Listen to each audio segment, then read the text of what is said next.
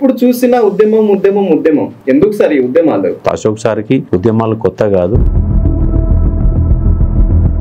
ఇప్పటికే 1కి 2 సార్లు ప్రాణాల మీదకి తెచ్చుకున్నారు. అబద్ధ మాటలు చెప్పి నిరుద్యోగులను మోసం చేసి గ్రూప్ 1 ఇష్యూ పైన జరుగుతున్నది డ్రామానా నిజం? వాళ్ళ తెలుగుకు మళ్ళీ న్యాయం జరగాలంటే ఖచ్చితంగా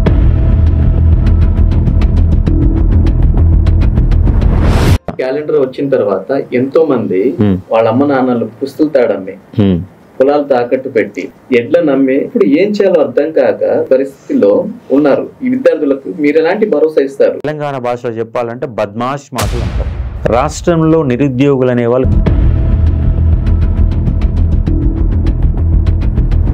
సెంటర్ లైబ్రరీలో మాట్లాడారు. అవును. ఈ సందర్భంగా మనం చూసుకున్నట్టయితే నోటిఫికేషన్ వచ్చే ఛాన్స్ ఉంది. అద్దంకి దద్దమ్మగా మారిపోయినటువంటి సందర్భం కనబడతా ఉంది.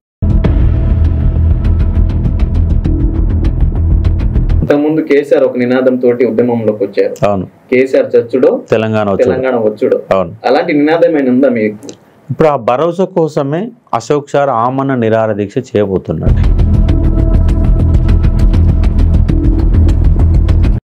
స్థానిక ఎన్నికల్లో సర్పంచ్లను గెలిపించుకోవడానికి టిఆర్ఎస్ బీజేపీ ప్రభుత్వం కలిసి అశోక్ సార్ ని పావులా ఉపయోగించుకుంటున్నారని వాళ్ళు ఆరోపిస్తున్నారు.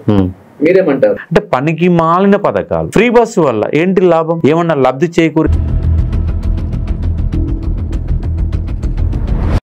ఈ కొట్లాటల్లో ఎప్పుడైనా ఏమైనా అయిపోతే నా పరిస్థితి ఏంది, నా కుటుంబం పరిస్థితి ఏందని ఏనాడు ఆలోచించలేదా? నేను మొత్తం ఇవాళ నిరుద్యోగ ఉద్యమంలో ప్రధాన భాగంలో కొట్లాడుతున్నా. అంటే స్టూడెంట్స్ కోసం ప్రాణాలు ఇవ్వడానికి రెడీ అయ్యారు. భీష్మ టీవీ, నేను మీ బీకే రావు. తెలంగాణలో మరో ఉద్యమం పురుడు పూసుకోబోతుందా? ఈ ఉద్యమానికి అశోక్ సార్ ఆద్యుడు కాబోతున్నాడా అనే అంశాలని మనం చర్చించడానికి ఈరోజు అశోక్ సార్ తోటి ఇంటర్వ్యూ చేయబోతున్నాం. నమస్తే అశోక్ సార్. నమస్తే మిత్రమా. ఎలా ఉన్నారు సార్? అంత ఫైన్. ఎప్పుడు చూసినా ఉద్యమం ఉద్యమం ఉద్యమం. ఎందుకు సార్ ఈ ఉద్యమాలు? అంటే గత 4 సంవత్సరాలుగా అనుకోకుండానే బలంగా ఉద్యమంలోకి విద్యార్థులు దించారు. వాస్తవంగా నేను 10th ఇంటర్మీడియట్ స్థాయి నుంచే క్వశ్చనింగ్ చేయడం అనేది నాకు అలవాటు. బీఈడీ చేసేటప్పుడు కూడా ఫీజులు అనే వాళ్ళు బలవంతంగా వసూలు చేస్తే, డెవలప్మెంట్ ఫీజు పేరుతో వసూలు చేస్తే 2003లోనే దాన్ని అడ్డుకొని 5,000 రూపాయలు ఫీజు డిమాండ్ చేస్తే 800 రూపాయలు కట్టించాను.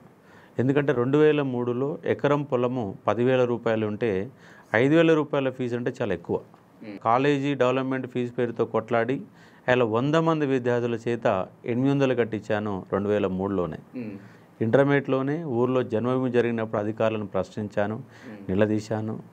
గవర్నమెంట్ జూనియర్ కాలేజీలో ఎగ్జామ్స్ పెట్టకున్నా మేము ఎగ్జామ్స్ పెడుతున్నాం, బాగా క్లాసులు చెప్తున్నాం అని చెప్పేసి ప్రిన్సిపల్ గారు అబద్ధం చెప్తే దాన్ని కాలేజీలోనే నిలువరించాను ఇంటర్మీడియట్ సెకండ్ ఇయర్లోనే. ఇవాళ కొత్త అశోక్ సార్కి ఉద్యమాలు కొత్త కాదు, కానీ సంపూర్ణంగా గత 4-5 ఏళ్ళుగా నిరుద్యోగుల కోసం కొట్లాడుతున్న ప్రభుత్వాలు ఏవైనా అశోక్ సార్ యొక్క పంద కొట్లాటే. ఇప్పటికే 1కి 2 సార్లు ప్రాణాల మీదకి తెచ్చుకున్నారు సార్. అవును. మళ్ళీ తెచ్చుకోబోతున్నారా? ప్రాణం మీద కంటే మనం ఒక జర్నలిస్టు జీవితాన్ని గడిపినాం. టైంకు తినే వాళ్ళం కాదు, టైంకు నిద్రపోయేది వాళ్ళం కాదు. నా జీవితానికి అది అలవాటు పడినట్టుగా నాకు అనిపిస్తూ ఉంది. ఇప్పటికే 2 సార్లు, ఒకసారి 7 రోజుల పాటు, మరోసారి 10 రోజుల పాటు అంగస్ట్రైక్ చేయడం జరిగింది. ఇది కాంగ్రెస్ గవర్నమెంట్లోనే. ఎందుకంటే 20 నెలలు అవుతుంది గవర్నమెంట్ వచ్చి. వాళ్ళు మొదటి ఏడాదిలో 2 లక్షల ఉద్యోగాలు నింపుతున్నారు, కానీ 2,000 ఉద్యోగాలు కూడా నింపని ఒక పరిస్థితి. ఎందుకంటే వాళ్ళు ఇచ్చింది అద్భుతమైన manifesto. Rahul Gandhi city centre లైబ్రరీకి వచ్చి, అశోక్ నగర్కి వచ్చి ముచ్చటించి ఛాయ్ తాగి ఈ ప్రభుత్వం కూలిపోతేనే మీకు ఉద్యోగాలు వస్తామని ముచ్చట చెప్పారు. ప్రియాంక గాంధీ తీసుకొచ్చి యూత్ డిక్లరేషన్ పెట్టారు. రేవంత్ రెడ్డి సోమాజిగూడ ప్రెస్ క్లబ్లో రౌండ్ టేబుల్ సమావేశంలో పాల్గొన్నాడు. కేసీఆర్ ఇంట్లో 2 ఉద్యోగాలు పోతే మీకు 2 లక్షల ఉద్యోగాలు వస్తాయని అబద్ధ మాటలు చెప్పి నిరుద్యోగులను మోసం చేసి ఇలా కాంగ్రెస్ గవర్నమెంట్ గద్దెనెక్కి 20 నెలలు 21 నెలలు 21 మంత్స్గా వస్తుంది. ఇప్పటి వరకు ఒక్క నోటిఫికేషన్ దిక్కులేదు. అది కూడా ఒక డిఎస్సిలో భాగంగా పెంచిన ఉద్యోగాలు 5,089 ఉద్యోగాలు. రెండోది ఫార్మాకు సంబంధించి 6,300 ఉద్యోగాలకు సంబంధించి నోటిఫికేషన్ ఇచ్చారు, ఎగ్జామ్ పెట్టారు, దాని ఫలితాలు ఇంక ఇవ్వలేదు. అంటే వీళ్ళు అధికారికంగా వీళ్ళ ఉద్యోగాలు 5,089 ఉద్యోగాలు మాత్రమే, అది కూడా కలిపిన ఉద్యోగాలు, వీళ్ళ నోటిఫికేషన్ కాదు. వీళ్ళకి సంబంధించిన నోటిఫికేషన్ వరకు ఒక ఉద్యోగం కూడా ఇవ్వకుండా 60,000 ఉద్యోగాలు ఇచ్చినామని 70,000 అంటున్నారు సార్. 70,000 అంటే ఒక 1,00,000 అంటాడు. నిన్న విఆర్ఓ జీపీఓ పేరుతోని మళ్ళీ పత్రాలు ఇచ్చిండు. మళ్ళీ ఆ పత్రాలకు కూడా మళ్ళీ సీఎం పోవాలి. సీఎంకి ఏం వేరే పని ఏం లేదు, ఓన్లీ పత్రాల కోసమే సీఎం పోతాడు. పత్రాలు ఇచ్చేస్తే ఉద్యోగాలు ఇచ్చినట్టుగా లెక్కేసుకుంటున్నారు. 2022 సంవత్సరానికి సంబంధించిన ఉద్యోగ నోటిఫికేషన్ సంబంధించి ఆయన నియామక పత్రాలు ఇచ్చారు తప్ప నోటిఫికేషన్లు ఇవ్వలేదు. ఇస్తారేమని ఎదురు చూశాము. టీఆర్ఎస్ గవర్నమెంట్లో ఉన్నటువంటి గ్రూప్ 2కి అదనంగా పోస్టులు పెంచుతారేమో, గ్రూప్ 3కి పోస్టులు పెంచుతారేమో అని ఎదురు చూస్తే పోస్టు పెంచకపోగా అవే ఉద్యోగాలతో ఎగ్జామ్ పెట్టారు. గ్రూప్ 1ని వాళ్ళ పరమ చెత్తగా మార్చారు తప్ప నిరుద్యోగులకైతే న్యాయం జరుగుతలేదు. సార్ ఇప్పుడు మీకు చాలా అనుభవం ఉంది ఈ కాంపిటేటివ్ ఫీల్డ్లో. అంటే మీరు గత 20 సంవత్సరాలుగా అంటే మీరు స్వయంగా ప్రిపేర్ అయ్యారు. ఆ తర్వాత ఎంతో మందిని ఆఫీసర్లుగా తీర్చిదిద్దారు. ఈ తరుణంలో మనం చూసుకున్నట్టయితే గ్రూప్ 1 ఇష్యూ పైన జరుగుతున్నది డ్రామానా నిజమా? నిజమే. డ్రామా ఎందుకు అవుతుంది? ఎందుకంటే ఫిలిమ్స్ అప్పుడే కొట్లాడినాం, కరెక్ట్ వాళ్ళు లేదని చెప్పినాం. ఫిలిమ్స్ అయిపోయింది, మెయిన్స్ పెట్టారు. ఎక్కడ కూడా సివిల్స్లో అంటే యూనియన్ పబ్లిక్ సర్వీస్ కమిషన్లో కూడా ఒకటే హాల్ టికెట్తోని ఫిలిమ్స్ మెయిన్స్ ఇంటర్వ్యూ జరుగుతుంది. కానీ ఇక్కడ ఒక ఫిలిమ్స్ ఒక ఇంటర్వ్యూ, ఫిలిమ్స్కి ఒక హాల్ టికెట్, మెయిన్స్కి ఒక హాల్ టికెట్. ఇక్కడ తప్పిదం జరిగింది. జీవో నెంబర్ 29 తీసుకొచ్చి ఎస్సీ ఎస్టీ బీసీ వర్గాలని ఓపెన్ కోటాలకు రాకుండా అడ్డుకున్నారు. కేవలం రిజర్వేషన్కి బంద్ చేశారు. ఓపెన్ కోటాలో ఎస్సీ ఎస్టీ బీసీలు ఉండొద్దా? ఓపెన్ కోటా అంటే కేవలం ఓసీలదేనా? ఓసీల జనాభా ఎంత ఉంది, వాళ్ళు తీసుకున్నటువంటి ఫిలిమ్స్లో క్వాలిఫై అయినటువంటి సంఖ్య ఎంత లెక్క తీస్తే మొత్తం కూడా తేలడానికి అవకాశం ఉంది. అక్కడ జరిగింది. జీవో నెంబర్ 29 ద్వారా ఫిలిమ్స్లోనే తప్పిదాలు జరిగినాయి. దాంతోపాటుగా 14 క్వశ్చన్లు తప్పుపోయినాయి. లాస్ట్ టైం 2011 సంబంధించిన గ్రూప్ 1 విషయంలో సుప్రీంకోర్టు 6 క్వశ్చన్లు ఫిలిమ్స్ దశలో తప్పుపోతే 2015లో 2014 అంటే ప్రభుత్వం రాకముందే ఆంధ్రప్రదేశ్ పబ్లిక్ సర్వీస్ కమిషన్ ఉన్నప్పుడే ఫైనల్గా ఇంటర్వ్యూ అయిపోయాక రిజల్ట్ దశలో దాన్ని అడ్డుకుంటే సుప్రీంకోర్టు అడ్డుకుంది. కేవలం 6 క్వశ్చన్లు తప్పుపోతాయి. మళ్ళీ 2016లో అటు ఏపీలో తెలంగాణలో వేర్వేరు ఎగ్జామ్ పెట్టుకున్నారు సుప్రీంకోర్టు తీర్పు ద్వారా. ఇక్కడ 6 క్వశ్చన్లు తప్పుపోతాయి. 14 క్వశ్చన్లు తప్పుపోయని గగ్గోలు పెట్టిన ఇక్కడ కోర్టులలో కేసు వేసిన ఆ కేసులు పరిష్కారం కాకముందే బలవంతంగా ఎగ్జామ్ పెట్టారు. అంటే ఒక ఫిలిమ్స్ మెయిన్స్ హాల్ టికెట్, రెండవది జీవో నెంబర్ 29 యొక్క పరిస్థితి, మూడవది 14 క్వశ్చన్లు తప్పు వచ్చినా బలవంతం ఎగ్జామ్ పెట్టారు, నాలుగవది దేశ చరిత్రలో ఎక్కడ లేని విధంగా ఎగ్జామ్ యొక్క ప్రక్రియ కొనసాగింది. ఎట్లా అంటే ఎక్కడ కూడా జెండర్ని వేరు చేసి అమ్మాయిలకు అబ్బాయిలకు వేరు వేరు సెంటర్లు కేటాయించిన సందర్భం దేశ చరిత్రలో ఎక్కడ లేదు. మొట్టమొదటిసారిగా కోటి ఉమెన్స్ కాలేజీని కంప్లీట్గా ఉమెన్స్కి కేటాయించారు. అసలు ఉమెన్స్ని వేరు చేయడానికి అసలు వీలే కాదు. అందుకే మీరు ఫిలిమ్స్ ఒక హాల్ టికెట్, మెయిన్స్ ఒక హాల్ టికెట్ రెండు పెట్టుకున్న సందర్భంలోనే అక్కడనే పొరపాటు జరిగింది. అంటే వీళ్ళకు అవసరమైన వాళ్ళకు ఉద్యోగాలు ఇచ్చుకునే విధంగా చేశారు. కోటి ఉమెన్స్ సపరేట్ సెంటర్ కారణంగా 74 మంది ఒకే సెంటర్కి వెళ్ళి సెలెక్ట్ అయిన సందర్భం మనకు కనబడతా ఉంది. వాళ్ళు ఎందుకు సెంటర్ పెట్టారు, జెండర్ ఈక్వాలిటీ అనే కాన్సెప్ట్ కనుక క్వశ్చన్ చేస్తే వాళ్ళు చెప్పింది ఏంటంటే టాయిలెట్లు పురుషులు అనే వాళ్ళకు చెప్పారంటే ఎంత సిల్లీ చెప్పారు చూడండి. దాంతోపాటుగా ఇంగ్లీష్ మీడియం వాళ్ళకు వేరు, తెలుగు మీడియం వాళ్ళకి వేరు, ఒకే సెంటర్లకు వెళ్ళి దాదాపు ఒక 10 సెంటర్కి వెళ్ళి దాదాపు 80 to 90% సెలెక్ట్ అయితే మిగతా 30 సెంటర్లకు వెళ్ళి 10% కూడా సెలెక్ట్ కాని ఒక పరిస్థితి. అంటే వీళ్ళు ఏదో గందరగోళం గ్యాంబ్లింగ్ చేసి తమకు అనుగుణంగా ఎగ్జామ్ నిర్వహించుకున్నటువంటి సందర్భం. ఈ ఎగ్జామ్ ప్రక్రియ అయిపోయింది కదా, కనీసం వాల్యుయేషన్లో కూడా పేపర్ వాల్యుయేషన్లో కూడా తెలుగు మీడియం వాళ్ళకి తీవ్రమైన అన్యాయం. ఎంత అన్యాయం అంటే యాక్చువల్గా మెయిన్స్ సెలెక్ట్ అయిన వాళ్ళు 31,000 మంది సెలెక్ట్ అయ్యారు. 31,000 మందిలో ఎగ్జామ్ రాసిన వాళ్ళు 21,000. ఆ 21,000లో 12,000 చేంజ్ ఇంగ్లీష్ మీడియం వాళ్ళు రాస్తే 8,000 చేంజ్ తెలుగు మీడియం వాళ్ళు రాశారు. అంటే వాస్తవంగా 31,000 మంది ఎగ్జామ్ కనుక రాసి ఉంటే తెలుగు మీడియం వాళ్ళు 60% ఉండేవాళ్ళు. 10,000 మంది యాబ్సెంటీస్లో ఎక్కువ మంది, దాదాపు 8,000-9,000 మంది యాబ్సెంటీస్ ఎవరు సార్ అంటే తెలుగు మీడియం వాళ్ళే.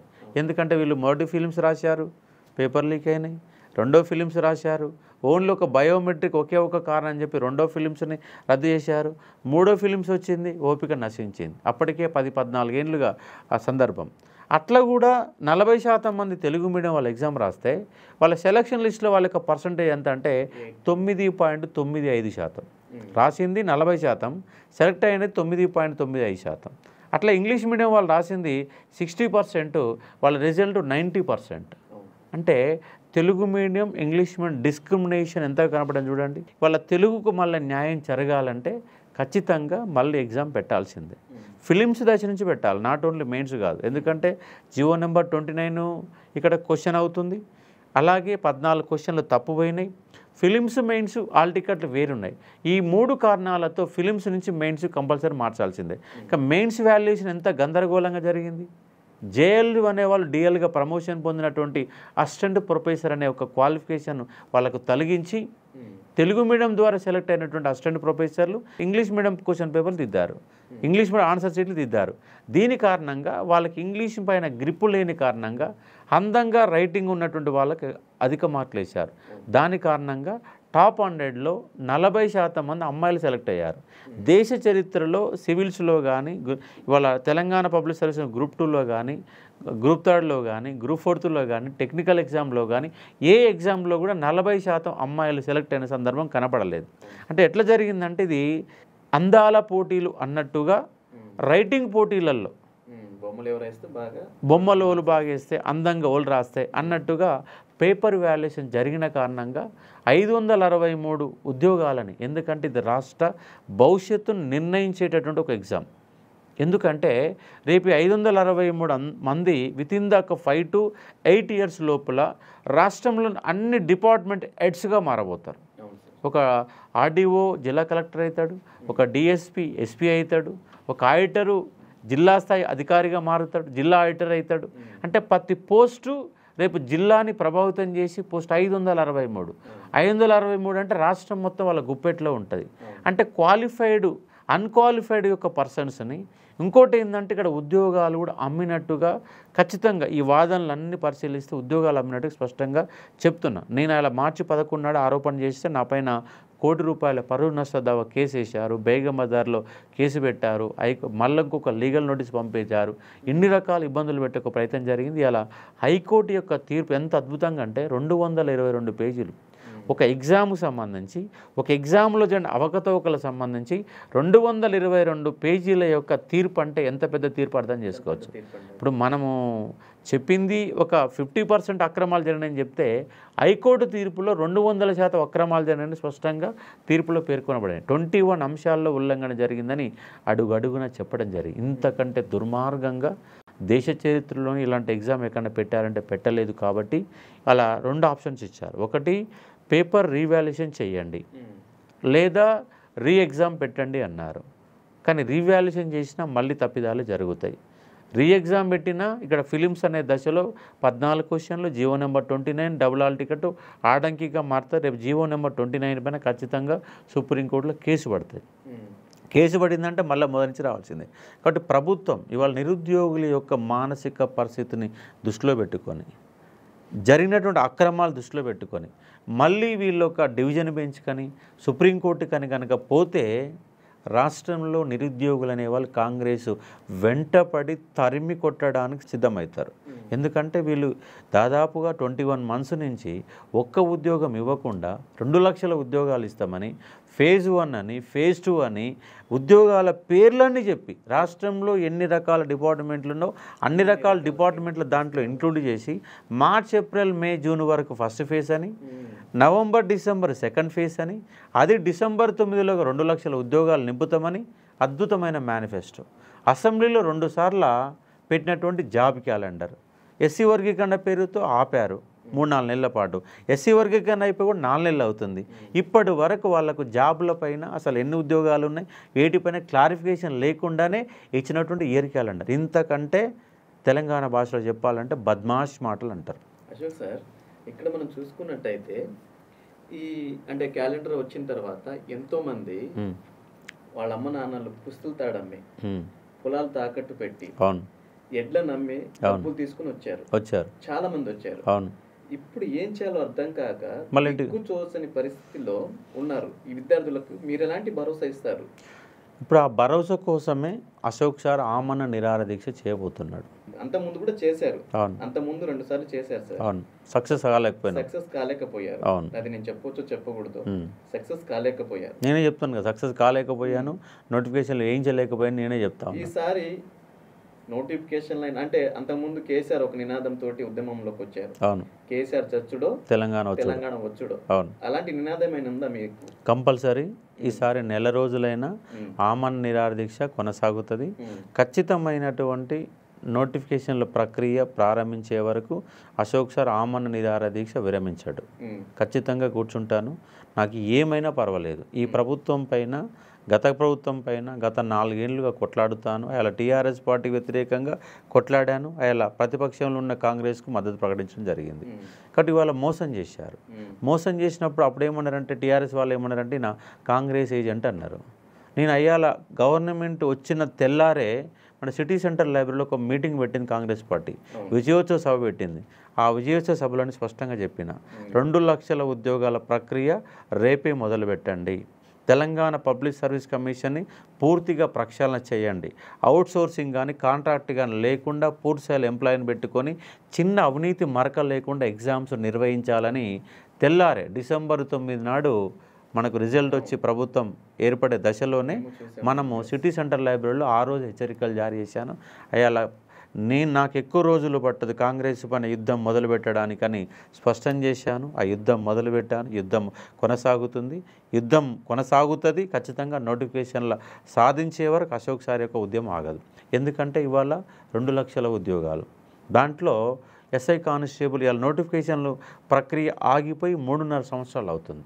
ఎందుకంటే టీఆర్ఎస్ గవర్నమెంట్ 2022 జనవరిలో నోటిఫికేషన్ వస్తే, నవంబర్ డిసెంబర్లో నోటిఫికేషన్ వస్తే 2023 పోయింది, 2024 అయింది, 2025 వచ్చింది. దాదాపుగా 3 నుంచి 3.5 సంవత్సరాలు అయితే నోటిఫికేషన్ రాక పిల్లలంతా కాంగ్రెస్ పార్టీకి గెలిపిస్తే మాకు నోటిఫికేషన్లు వస్తాయని కాంగ్రెస్ పార్టీ అధికారంలోకి వచ్చినాక అందరూ మళ్ళీ బ్యాగులు చదువుకొని హైదరాబాద్కి వచ్చారు. 20 నెలలు అవుతుంది. హాస్టల్ ఫీజులు కట్టారు, కోచింగ్ ఫీజులు పెట్టారు, టోటల్గా ఆర్థికంగా నష్టపోయారు. ఎందుకంటే హైదరాబాదులో ఒక విద్యార్థి తన గమనాన్ని కొనసాగించాలంటే హాస్టల్ ఫీజు 5,000 రూపాయలు, కోచింగ్ ఫీజు ఒక మంత్లీ యావరేజ్గా చూసుకున్న 6 నెలల పాటు కనుక చూసుకున్న నెలకు 3,000 రూపాయలు కోచింగ్ ఫీజు కట్టాల్సి వస్తుంది. హాస్టల్ ఫీజు 5,000 అయితే కోచింగ్ ఫీజు 2,000 నుంచి 3,000, 8,000 రూపాయలు. అతను ఫోన్ ఖర్చు అన్ని రకాల ఖర్చు పెట్టుకుంటే నెలకు 10,000 రూపాయలు ఒక విద్యార్థి పెట్టాలి. ఇవాళ 20 నెలలు అవుతుంది.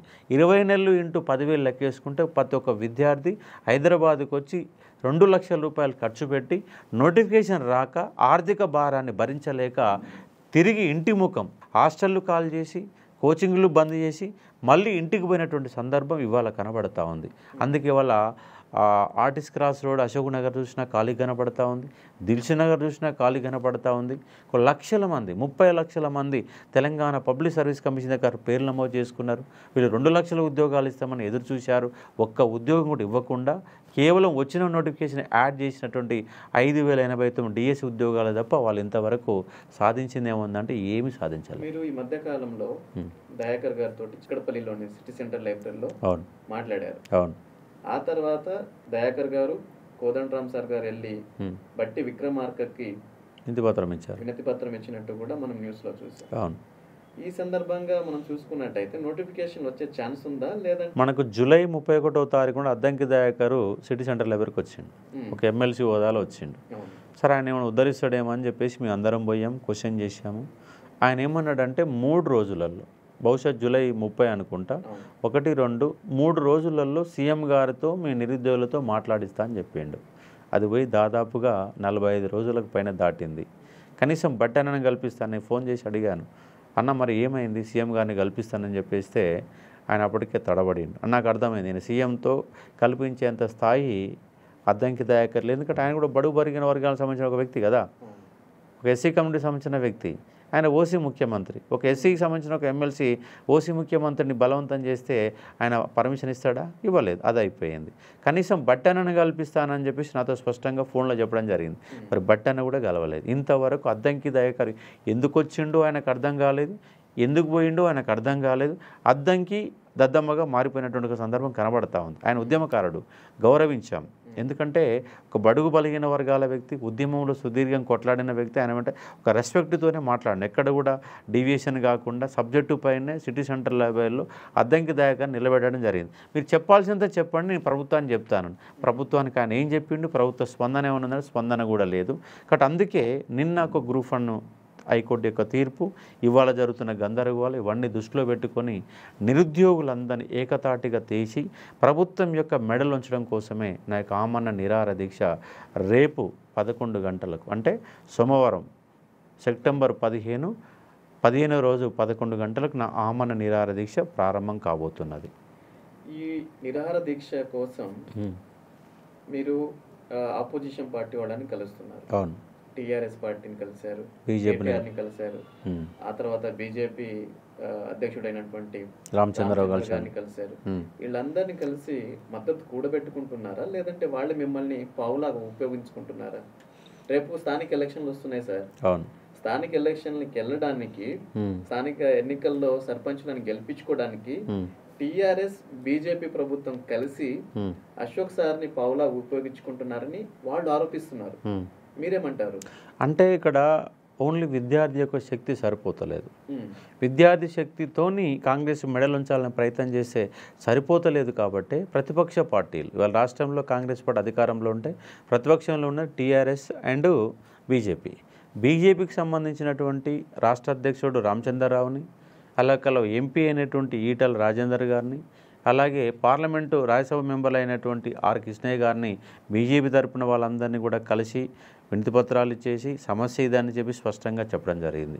టీఆర్ఎస్ పార్టీకి సంబంధించిన నేపథ్యంలో ఆ పార్టీలో అధినేతగా ఉన్నటువంటి ఒక వ్యక్తి కేటీ రామారావు గారిని, దాంతోపాటు వాళ్ళ ఎమ్మెల్యేలు అయినటువంటి సూర్యాపేట ఎమ్మెల్యే జగదీష్ రెడ్డి గారిని, అలాగే మనకి దిల్సుఖ్ నగర్లో నిరుద్యోగులతో అందుబాటులో ఉన్నటువంటి ఎల్బీ నగర్ ఎమ్మెల్యే సుధీర్ రెడ్డి గారిని.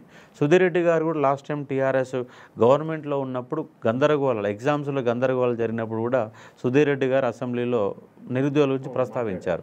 ఆ నేపథ్యంలో సుధీర్ రెడ్డి గారిని కూడా కలిసి వినతి పత్రం ఇవ్వడం జరిగింది. వీళ్ళందరినీ కలిసి కూడగట్టం. అలాగే ఉద్యమకారులైనటువంటి జర్నలిస్ట్ విడ్డలు కానీ, అలాగే తెలంగాణ ఉద్యమ స్ఫూర్తితో పనిచేస్తున్నటువంటి పృథ్వీరాజ్ యాదవ్ గారిని, అలాగే బీసీ ఉద్యమ కోణంలో బీసీలకు అన్యాయం జరిగి కొట్లాడుతున్నటువంటి చిరంజీవులు సార్ని, అలాగే మనకు ఫ్యాకల్టీగా ఉన్నటువంటి ప్రభాకర్ చౌటీని కానీ, అలాగే విష్ణువర్ధన్ సార్ని కానీ, అలాగే గోల్కొండ శైలు సార్ని కానీ, వీళ్ళందరినీ ఉద్యమకారులని, అలాగే ఈ ఎడ్యుకేషన్ రంగంలో పనిచేసినటువంటి వాళ్ళందరినీ కూడా కలిసి ఉద్యమానికి బలం చేకూర్చడం కోసము నిన్న 2-3 రోజులుగా వాళ్ళందరినీ కలవడం జరిగింది. ఇక్కడ విద్యార్థులు అనేవాళ్ళు ప్రస్తుతం ఉన్న తరుణంలో మీరు కనుక బలంగా ఉద్యమాన్ని చేపట్టకపోతే ఈ కాంగ్రెస్ గవర్నమెంటు అయిపోయే వరకు కూడా ఉద్యోగాలు ఇచ్చే పరిస్థితి కనబడతలేదు. ఎందుకంటే వీళ్ళు డబ్బులు సృష్టించడం రావడం లేదు, డబ్బులు ఖర్చు పెట్టడం రావడం లేదు, పనికిమాలిన పథకాలు తీసుకొచ్చారు. రేపు దసరాకి మహిళలకు చీరలు ఇస్తారట. వాళ్ళు బతుకమ్మ చీరల పేరుతో చీరలు ఇచ్చారు. దానివల్ల ఆ చీరలన్నీ ఎడబెట్టారంటే బావుల దగ్గర వరి చేలకి, కంది చేలకి, శనగ చేలకి అడవి పందులు రాకుండా అడ్డం కట్టడానికి మాత్రమే గత గవర్నమెంట్ ఇచ్చిన చీరలు ఉపయోగపడ్డాయి. వీళ్ళు ఇచ్చే చీరలు కూడా సేమ్ అలాగే ఉంటాయి. ఈ చీరల వల్ల ఎవరు సంతృప్తి అయ్యేది లేదు. దీనివల్ల 100 కోట్ల రూపాయలు రాష్ట్ర ప్రభుత్వాన్ని బర్డన్గా మారడం తప్ప దానివల్ల ఎవరు కూడా అడగల. ఎవరన్నా చీరలు మేము కొనుక్కోలేని పరిస్థితిలోనే గవర్నమెంట్ చీరలు ఇస్తే మాకు బాగుంటుందని అడిగిరా? అంటే పనికి మాలిన పథకాలు, రాష్ట్రం యొక్క ఆర్థిక వ్యవస్థని కుదేలు చేయడం. ఫ్రీ బస్సు వల్ల ఏంటి లాభం? ఏమన్నా లబ్ధి చేకూరిందా? దానికి 6-7 కోట్ల రూపాయలు ఖర్చు పెట్టారు. అదే 6-7 కోట్ల రూపాయలు ఖర్చు పెట్టి ఒక గాంధీ ఆసుపత్రినో, ఒక ఉస్మానియా ఆసుపత్రినో, ఊళ్ళో ఉన్న ఒక స్కూలునో కొత్తగా తయారు చేసి వైద్యాన్ని ఫ్రీగా ఇస్తే వాళ్ళకు రూపాయి కిలో బియ్యం పథకం, ఇవాళ 90% మంది కార్డు హోల్డర్స్ ఉన్నారు తెలంగాణ, 90% మంది. కానీ ఈ పేదరికం యొక్క రేటు చూస్తే దాదాపు 20 to 30 లోపే కనబడతాయి, కానీ కార్డులేమో 90% ఉంటాయి. అంటే ఎంత మిస్యూజ్ అవుతుందో మీరు అర్థం చేసుకునే ఒక ప్రయత్నం చేయవచ్చు. ఇలాంటివన్నీ రాష్ట్ర ప్రభుత్వాలకి, కేంద్ర ప్రభుత్వాలకి గుదిబండలుగా మారి వ్యవస్థని నాశనం అయ్యే పరిస్థితి. ముందు ముందు ఫ్యూచర్లో దేశం యొక్క ఆర్థిక పరిస్థితి ఎంతగా దిగజారుతాయో చెప్పలేని ఒక పరిస్థితులు వాళ్ళకి కనబడుతూ ఉంది. సరే, ఇప్పుడు రేపు సోమవారం నుంచి నిరాహార దీక్ష స్టార్ట్ చేస్తున్నారు. అవును, నాకు తెలిసి ఇంకో 2-3 గంటలే టైం ఉంది. అవును, అవును. ఈ దీక్షలో మీరు ఒక్కళ్ళు మాత్రమే కూర్చుంటున్నారా, లేదంటే మీకు మద్దతుగా స్టూడెంట్ యూనియన్ నుంచి ఎవరైనా వస్తున్నారా, లేదంటే ఇప్పుడు దాకా మీరు చెప్పారు కొన్ని పేర్లు, ప్రముఖుల పేర్లు చెప్పారు, వాళ్ళు ఎవరైనా వచ్చి కూర్చుంటున్నారా? ఎలా ఉండబోతుంది అంటే ప్రముఖులు అనే వాళ్ళు వచ్చి కలిసిపోతారు, వాళ్ళు ఏం కూర్చోరు. కొంతమంది విద్యార్థులు కూడా కూర్చోవడానికి సిద్ధపడుతూ ఉన్నారు, కానీ పోలీసులు నిర్బంధము అన్నిటి చూసి కొంత భయపడుతున్నారు. లేదంటే నా దీక్షలో దాదాపు నాతో పాటు 100 మంది దీక్షతో కొనసాగేది, కానీ వాళ్ళ పోలీసు యొక్క నిర్బంధం. నేను అనౌన్స్ చేయగానే నా అపార్ట్మెంట్ దగ్గర రోజు ఒక కానిస్టేబుల్ అపార్ట్మెంట్ కానీ పెట్టడం, ఇవాళ నేను బయటికి వెళ్తే కూడా నా కారు వెనకంగా 5-6 పోలీసులు, నేను ఎక్కడ పోతున్నానని చెప్పేసి మొత్తంగా కారు వెనకంగానే వాళ్ళ 5-6 పోలీసులు పొద్దుకులు మొత్తం కూడా నిన్న తిరగడం జరిగింది. అంటే పరిస్థితి ఎంత నిర్బంధం ఉందో అర్థం చేసుకోవచ్చు. వచ్చేటప్పుడు కూడా మన ఇంటి ముందు ఉన్నారు, రానియట్లేదు. అలాంటి పరిస్థితి ఇవాళ పోలీసు రాజ్యంగా ఇక్కడ మారిపోయింది. మరి రేపు ఎంతవరకు అన్న నిర్బంధాల మధ్యన దీక్ష కొనసాగడానికి అవకాశం ఉంది? వాళ్ళు ఎన్ని నిర్బంధాలు పెట్టినా, అరెస్ట్ చేసి పోలీస్ స్టేషన్ తీసుకుపోతే పోలీస్ స్టేషన్లో దీక్ష కొనసాగుతుంది, అరెస్ట్ చేసి జైలు పంపిస్తే జైల్లో దీక్ష సాగుతుంది, లేదు ఎత్తుకపోయి ఆసుపత్రులు వేస్తే ఆసుపత్రులు దీక్ష సాగుతుంది, లేదా ఇంట్లో నిర్బంధిస్తే ఇంట్లో దీక్ష సాగుతుంది. మొత్తంగా దీక్ష మాత్రం కొనసాగడం మాత్రం కామన్. ఏమైతే సార్ ఏమైంది కానీ మరి ఏమైతే అది కానీ విద్యార్థుల కంటే నాకు గొప్ప ఇంకెవరు ఏం లేరు. ఇలా నాకేమన్నా అయితే నా కుటుంబాన్ని నా విద్యార్థులు చూసుకుంటాను. రాష్ట్ర వ్యాప్తంగా కొన్ని లక్షల మంది విద్యార్థులు ఉన్నారు. అంటే స్టూడెంట్స్ కోసం ప్రాణాలు ఇవ్వడానికి రెడీ అయ్యారు. నేను మొత్తం ఇవాళ నిరుద్యోగ ఉద్యమంలో ప్రధాన భాగంలో కొట్లాడుతున్నా, వాళ్ళ కోసం కొట్లాడుతా, ముందు ఫ్యూచర్ కూడా కొట్లాడుతా. చూద్దాం, ఏం జరిగినా కూడా వెనకడుగైతే వేసేదైతే పరిస్థితి లేదు. ఎట్లా ఏం జరిగినా నా ఉద్యమం అయితే కొనసాగుతూనే ఉంటుంది. మీరు టీఆర్ఎస్కి వ్యతిరేకంగా కొట్లాడినప్పుడు ఫస్ట్ ఇంటర్వ్యూ నేనే తీసుకున్నాను. అవును. ఇప్పుడు కూడా మళ్ళీ మీకోసం వచ్చాను. ఎందుకు వచ్చానంటే అశోక్ సార్ ఎక్కడ చూసినా ఆపోజిషన్లోనే ఉంటున్నారు. అవును. అంటే బాల్యదశలో ఉన్నప్పుడు ఆ రోజు కూడా కొట్లాడారు. అవును. ఆ తర్వాత లెక్చరర్గా ఉన్నప్పుడు ఒక ప్రభుత్వానికి వ్యతిరేకంగా కొట్లాడారు. అవును. జర్నలిస్ట్ ఉన్నప్పుడు కూడా జీతాలు కనుక ఆగుతా కూడా జీతాల కోసం కూడా కొట్లాడారు. అవును. ఈ కొట్లాటల్లో ఎప్పుడైనా ఏమైనా అయిపోతే నా పరిస్థితి ఏంది, నా కుటుంబం పరిస్థితి ఏందని ఏనాడు ఆలోచించలేదా? ఎందుకంటే నేను తెలంగాణ సమాజాన్ని చాలా దగ్గరగా చూశాను. ఒక విద్యార్థిగా ఎస్ఎఫ్ఐ స్టూడెంట్ ఆర్గనైజేషన్లో పనిచేశాను. రెండవది జర్నలిస్ట్గా పనిచేశాను. యూనివర్సిటీలో చదువుకున్నాను. కొన్ని వేల ఆర్టికల్స్ చదివాను, చాలా పుస్తకాలు చదివాను. తెలంగాణ ఆత్మస్పర్శ నాకున్నది. ఇంటి దగ్గర వ్యవసాయం చేశాను. నా కులవృత్తి తాళ్ళెక్కే పని కూడా నాకు పార్ట్ టైమ్గా ఫాదర్కి హెల్ప్గా నేను పనిచేసిన సందర్భం, ఇంటికాడ పశువులు కాసిన సందర్భం. అంటే తెలంగాణ యొక్క మట్టి వాసన నాకు తెలుసు. తెలంగాణ అస్తిత్వం